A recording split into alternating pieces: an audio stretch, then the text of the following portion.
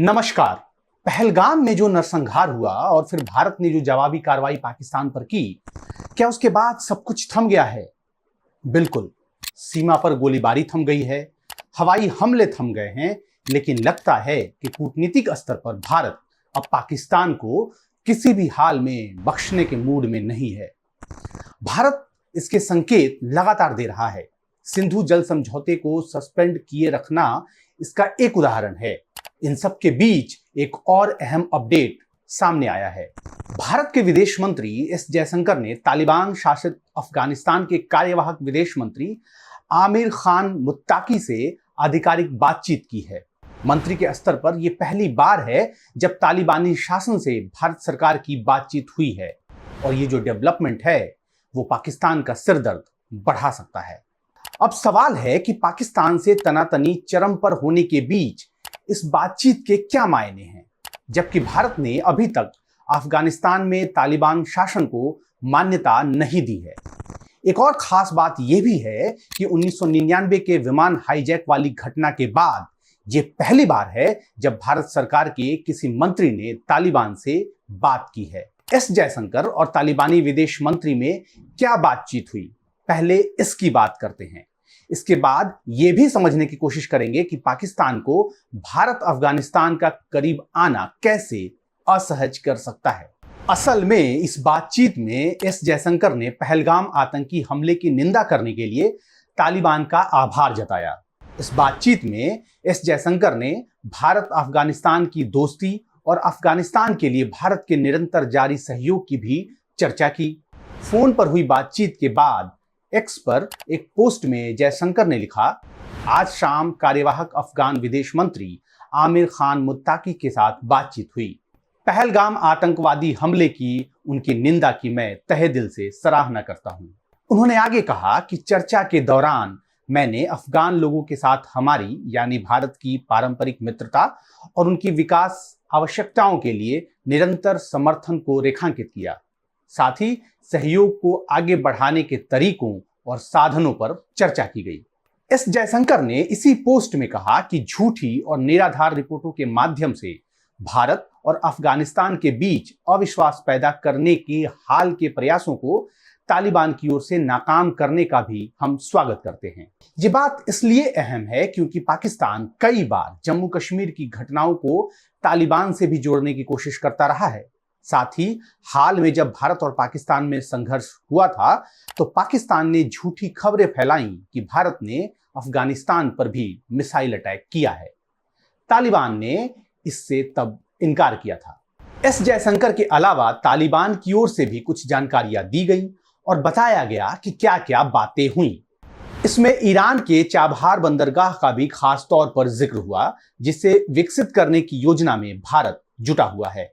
Chabahar बंदरगाह पर चर्चा इस समय इसलिए अफगानिस्तान के लिए अहम हो गई है क्योंकि भारत ने पहलगाम आतंकी हमले के मद्देनजर पाकिस्तान के साथ सभी व्यापारिक संबंध पूरी तरह से खत्म कर दिए हैं और अपनी सीमा चौकियों को भी बंद कर दिया है।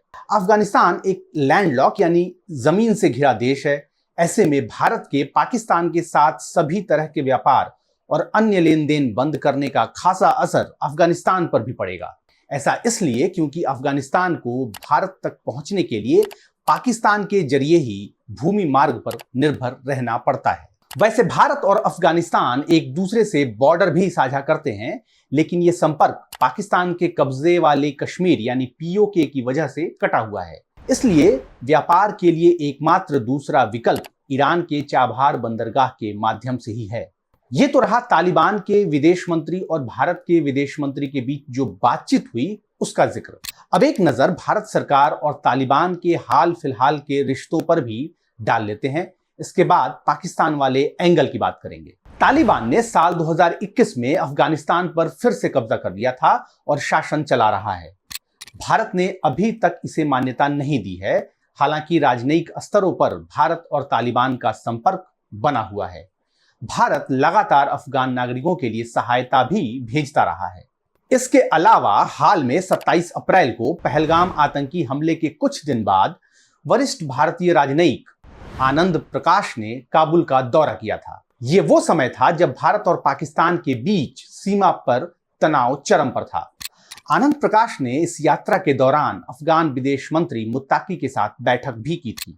इसके अलावा वरिष्ठ भारतीय राजनयिकों की अन्य प्रमुख यात्राओं में जेपी सिंह का दौरा भी शामिल है, जिन्होंने पिछले साल 2 बार अफगानिस्तान का दौरा किया था। उन्होंने मार्च में कार्यवाहक विदेश मंत्री आमिर खान मुत्ताकी से मुलाकात की थी। इसके बाद नवंबर में कार्यवाहक रक्षा मंत्री मोहम्मद याकूब मुजाहिद से उनकी मुलाकात हुई।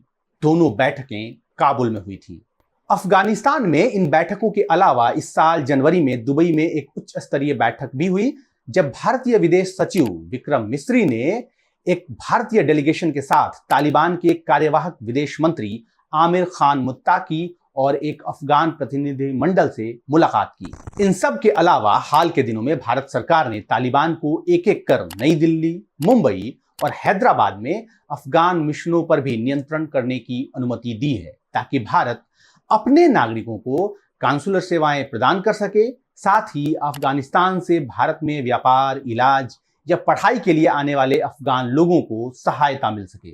इसके अलावा मानवीय सहायता के संदर्भ में भारत ने पिछले कुछ वर्षों में दिसंबर 2024 तक 50,000 मीट्रिक टन से अधिक गेहूं, 3,000 टन दवाइयां, 27 टन भूकंप राहत सहायता, 40,000 लीटर कीटनाशक, 10 करोड़ पोलियो खुराक, कोविड वैक्सीन की 15 लाख खुराक, नशा मुक्ति कार्यक्रम के लिए 11,000 यूनिट स्वच्छता किट, 500 यूनिट सर्दियों के कपड़े और 1 टन से ज्यादा स्टेशनरी किट सहित कई शिपमेंट भेजे हैं। अब उस एंगल पर बात कि भारत और अफगानिस्तान जहां अब तालिबान का शासन है उसके करीब जाता है, तो पाकिस्तान को बेचैनी क्यों होगी? एक पुरानी कहावत है, दुश्मन का दुश्मन दोस्त होता है। हाल के दिनों में तालिबान और पाकिस्तान के रिश्ते जिस तरह गर्त में जा रहे हैं, वो छुपी हुई बात नहीं रह गई है। अफगानिस्तान पाकिस्तान सीमा पर एक दूसरे के खिलाफ गोलीबारी आम हो चली है, हवाई हमले तक हुए हैं।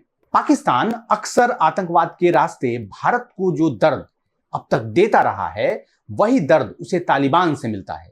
पाकिस्तान आरोप लगाता रहा है कि अफगानिस्तान का मौजूदा शासन आतंकी गुट तहरीके तालिबान पाकिस्तान यानी टीटीपी को समर्थन देता है। आरोप है कि टीटीपी पाकिस्तान में आतंकी कार्रवाइयों को अंजाम देता है और उसके गुर्गे फिर अफगानिस्तान में जाकर छुप जाते हैं। टीटीपी के बारे में संक्षेप में समझें तो ये एक गुट है जो पाकिस्तान में शरिया कानून पूरी तरह से लागू करना चाहता है। वो पाकिस्तान के संविधान को नहीं मानता और चाहता है कि पाकिस्तान में पूरी तरह से इस्लामिक शासन लागू हो। बहरहाल तालिबान के साथ तनातनी के बीच हाल में पाकिस्तान ने अपने यहां रह रहे उन तमाम अफगानियों को निकालने की मुहिम भी पिछले दिनों चलाई थी, जिनके पास वैध कागजात नहीं थे। कुल मिलाकर कहानी यह है कि पाकिस्तान और तालिबान आमने सामने हैं। दोनों ओर से एक दूसरे पर हमले हो रहे हैं और यह हाल तब है जब तालिबान के अफगानिस्तान पर कब्जा जमाने के बाद पाकिस्तान में खूब जश्न हुआ था।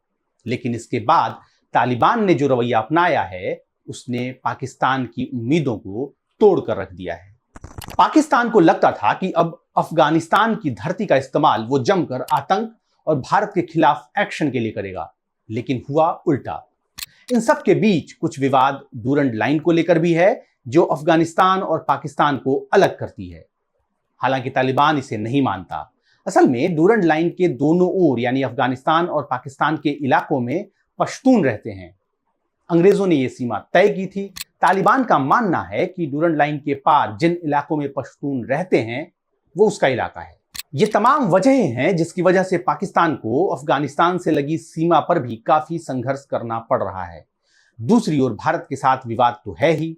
ऐसे में अगर भारत और तालिबान के बीच नजदीकी बढ़ती है, तो पाकिस्तान के लिए बेचैन होना लाजमी है, क्योंकि 2 मोर्चों पर उसके लिए डटे रहना मुश्किल होगा। वैसे सावधान भारत को भी रहने की जरूरत है। भारत अगर उम्मीद करे कि वो तालिबान के साथ अच्छे संबंध बनाए रखेगा और इसके बदले में तालिबान भारत या उसके हितों को कमजोर करने की कोशिश नहीं करेगा, तो ये थोड़ी नादानी होगी, क्योंकि तालिबान का इतिहास बताता है कि उस पर पूरी तरह से भरोसा करना बड़ी गलती भी साबित हो सकती है। लेकिन ये तो है ही कि तालिबान के थोड़ा भी भारत के करीब आने से पाकिस्तान की सांसें फूलने लगेंगी और भारत के लिए यही काफी है। तो आज की वीडियो में इतना ही। इजाजत दीजिए। नमस्कार।